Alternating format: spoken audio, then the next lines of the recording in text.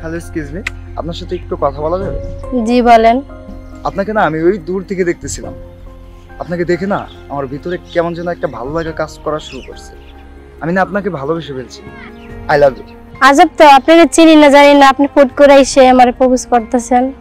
1 মিনিটও হয়নি আপনি আমার এসে প্রপোজ করে ফেললেন। আপনাদের ছেলেদেরকে এটাই সমস্যা, মেয়ে দেখলে প্রপোজ করতে ইচ্ছে করে। আসলেই আমি ওইটা বোঝাতে চাই নাই। আপনাকে না দূর থেকে দেখে আমার কেমন যেন ভিতরে একটা ভালো লাগা কাজ শুরু করছে। আমি এতটুকু বুঝতে পারছি যে আজ আমি প্রতিবন্ধী বলেই আপনি আমাকে রিজেক্ট করছেন। আসলে প্রতিবন্ধী তো মানুষ, তারও তো একটি মন আছে, তারও তো ভালোবাসতে ইচ্ছা করে। আজ হয়তো বা আমি এই অসুস্থতায় আছি, একদিন সুস্থ হবে, এটা তো আমার মানে জন্মগত রূপ না। যাই হোক, আমি আপনাকে মন থেকে ভালোবাসি, আর যারা মন থেকে ভালোবাসে তাদের ভালোবাসা প্রকৃতি। আপনি যে 1 মিনিটের কথা বললেন না, ওই 1 মিনিটকে আমি 100 বছরের রূপান্তর করতে পারি। আমি কথা দিলাম, আপনি যদি আমার সাথে থাকেন আপনাকে নিয়ে সারা জীবন পার করে দেব। তবে আপনি বিষয়টা আমি ভেবে দেখব।